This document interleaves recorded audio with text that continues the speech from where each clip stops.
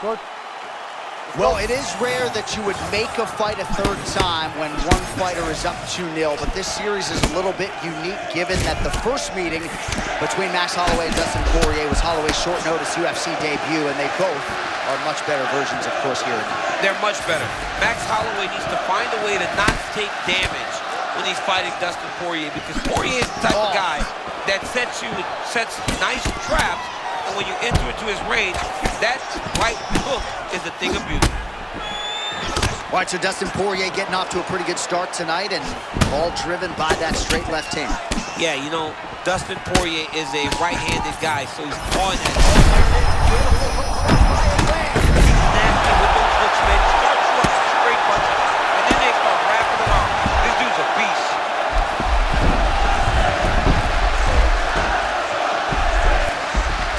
Posture's up, and he's able to work his way back to his feet. All right, so close call, moment to go, champ, as he found a home for that strike early on. Now we'll see if his opponent can work his way back into this fight. That was a very close call. He seemed to have him out of there, but his opponent's tough, right? He knew it would take more to finish this fight. Let's see if he can either finish him or if his opponent can find a way to work himself back into this fight. Well, if you are a young striker, you could do a lot worse than watching this guy work on the feet, perhaps trying to set up another hook here. Yes, he is. He's definitely trying to set up another hook. You could tell by his eyes. He's taking peeks. He's sneaking looks at where he needs his opponent to be in order to land that shot. Poirier's looking dangerous here in round one. Coach's dream, right? Finding the rhythm early. If you're on the other side, you got to find a way to slow him down.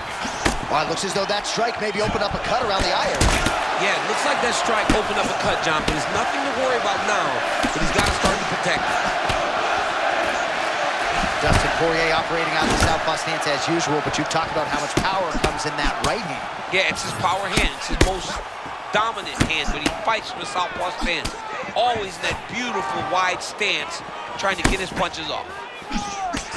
All right, so the former interim lightweight champ Dustin Poirer in a good striking flow here tonight, DC. That left hand nearly put his opponent out.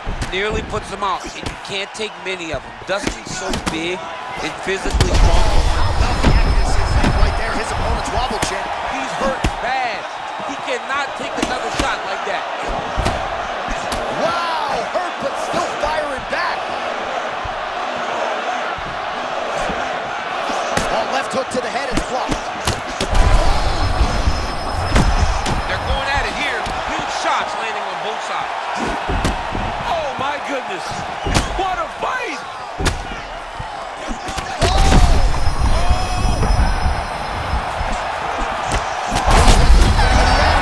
So there's the horn signaling the end of the round. Thankfully for him, that'll keep him in the fight. Knocked down near the end of the round. Saved by the bell, ladies and gentlemen. Well, he had a lot more than a puncher's chance coming in. Big knockdown for him in the previous round. DC, talk us through the highlight. He got in his opponent's face, landed that big punch that put his opponent flat on his back. He couldn't get the finish, but if he lands one more time just like that, he will get the victory. All right, DC, round two is upon us. Dustin Poirer versus Max Holloway. Let's go.